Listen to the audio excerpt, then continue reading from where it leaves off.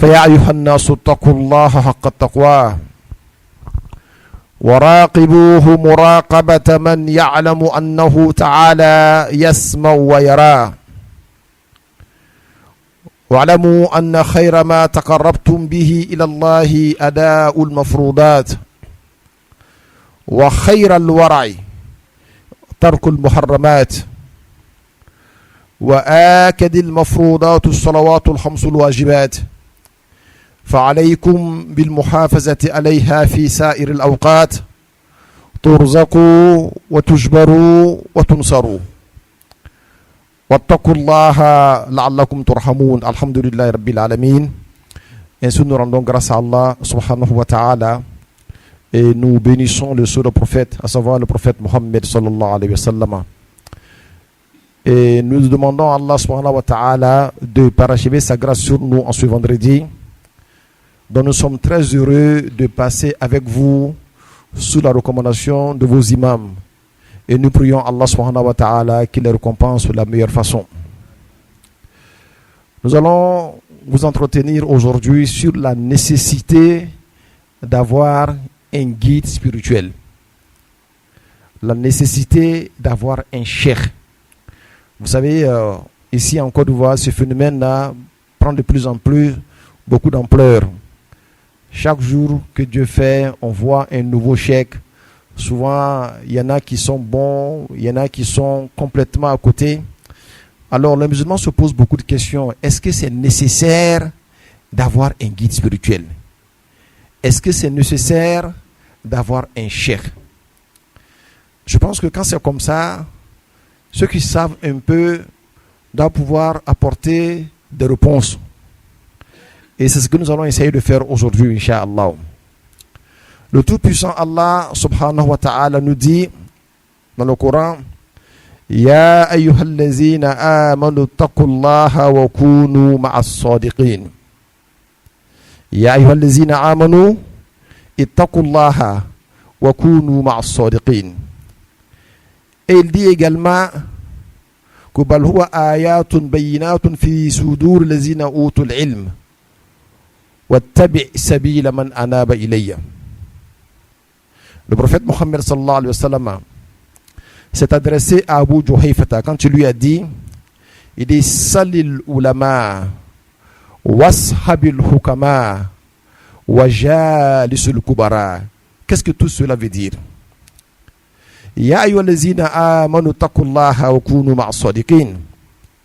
Dieu dit dans ce verset là: ô vous qui avez cru en Allah subhanahu wa ta'ala, ittaqullaha, craignez Dieu, wa kunu ma'as sadiqin, mais cependant demeurez avec les véridiques, soyez avec les véridiques. Dans ce verset là, quand vous lisez et que vous méditez la profondeur de ce verset, vous allez voir quelque chose de très évident, mais qui souvent passe inaperçu. Dieu dit: Ya ayyuhallazina amanu, ô vous qui avez cru en Allah. Il nous montre la place de la foi, la croyance en Allah subhanahu wa ta'ala. Mais comme si la foi n'a pas suffi, Ya ayyuhallazina amanu ittaqullaha, craignez Dieu. On aurait pu penser que la foi seulement suffit, mais il nous enjoint à autre chose. Il dit: craignez Dieu, la crainte de Dieu. On a la foi qui apparemment ne suffit pas, on va y ajouter la crainte d'Allah, ittaqullaha. Mais aussi on a l'impression que même la crainte d'Allah ne suffit pas. Il dit: wa kunu ma'as sadiqin, soyez avec les véridiques. Soyez avec les véridiques. C'est comme si la foi n'a pas suffi, la crainte de Dieu n'a pas suffi, et Dieu va vers le dernier plafond. Il dit: soyez avec les véridiques. Il nous montre ici la place des véridiques. Quand nous parlons d'échec, il s'agit de qui en réalité?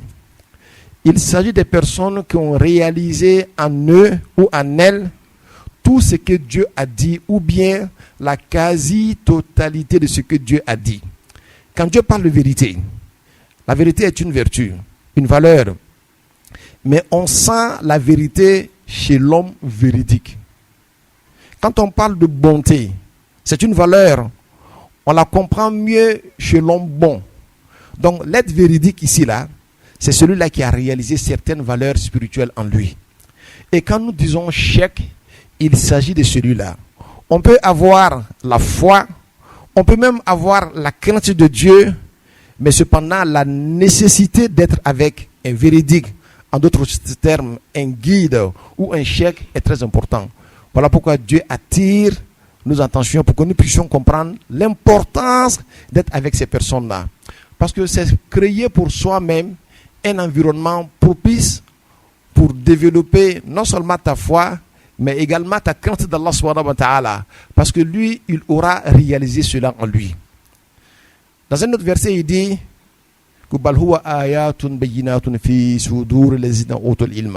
il dit ces versets coraniques-là, ces recommandations-là sont une évidence dans le cœur de ceux-là qui ont reçu de Dieu la connaissance et le savoir. Quelqu'un peut lire tout le Coran, mais ce n'est pas une évidence encore dans son cœur. Cela veut dire qu'il y a des personnes qui ont de l'expérience dans leur marche vers Allah subhanahu wa ta'ala. Ces personnes-là ont tellement pratiqué ce que Dieu a recommandé de faire avec sincérité que cela s'est transformé en une évidence dans leur cœur. Toujours, il s'agit de ceux-là qui ont de l'expérience dans cette affaire qu'on appelle la religion. Troisièmement, on va vers qui? C'est quand Abu Juhayfata, qui était un compagnon du prophète Mohammed sallallahu alayhi wa sallam, pose la question au prophète Mohammed de savoir qu'est-ce qu'il faut suivre. Le prophète lui dit, il dit Salil ulama. Il dit quand tu as besoin de comprendre la religion, alors dirige-toi vers les savants. Nous tous ici, là, nous avons besoin de ça. Un minimum de savoir pour pouvoir pratiquer bien notre religion. On va voir les oustaz, on va voir les imams, on va voir tout cela pour qu'ils nous donnent la compréhension de notre religion. Comment prier, comment jeûner, comment faire le pèlerinage, comment se marier. Mais il va encore plus loin. Et qu'est-ce qu'il dit? Il dit washabil hukama. Il dit si tu cherches tes compagnons, alors cherche des personnes sages. Parce qu'on peut avoir le savoir sans être sage. D'ailleurs, même on n'a pas besoin de le dire ici. Tout le monde le sait. Il y a eu combien de personnes savantes, mais qui ont été chicotées dans des mosquées par manque de sagesse. Il dit donc, Salil ulama, interroge les savants, washabil hukama, cherche la compagnie des sages, wajalisil kubara, demeure et assois-toi avec les grands. Qui sont les grands? Il s'agit toujours de ce que nous voulons dire. Alors les grands ici là, comme l'a dit le prophète Mohammed dans un autre verset ou dans un autre hadith, il dit qu'il y a des personnes là, quand vous les voyez automatiquement, vous vous souvenez d'Allah subhanahu wa ta'ala. Et ce n'est pas tout le monde qui donne ce réflexe-là. Il y a des gens, malgré leur science et leur savoir, quand tu es avec eux, ça ne t'inspire rien du tout.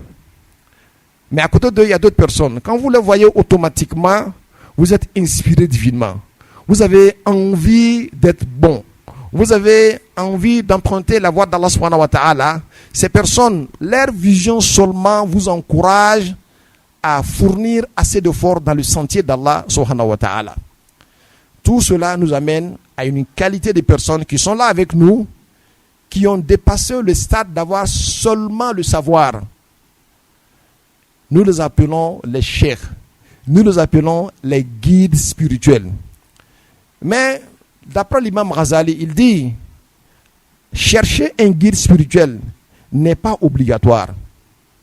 Quand quelqu'un pense que lui, il n'a pas de maladie de cœur, et vous savez, celui qui nous dit qu'il ne souffre pas d'orgueil, il ne souffre pas d'ostentation, il ne souffre pas de jalousie, il ne souffre pas de toutes ces maladies-là qui sont liées à son ego, alors nous disons que celui-là, le prophète Mohammed sallallahu alayhi wa sallam.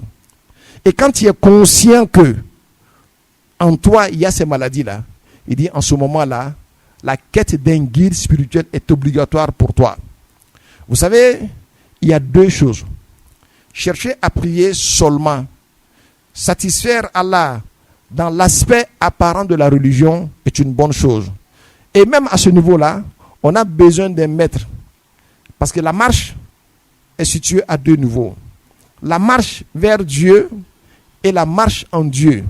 Ceux-là qui ont compris que dans la religion, il n'y a pas seulement que l'adoration extérieure, il y a autre dimension qui est la connaissance d'Allah subhanahu wa ta'ala.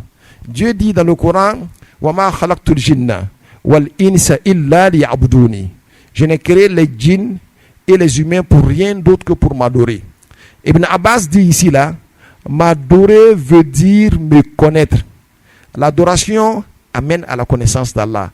Cette connaissance particulière là, quand quelqu'un veut l'atteindre, la personne a forcément besoin d'un maître, d'un guide spirituel, parce que ce sont des sciences initiatiques.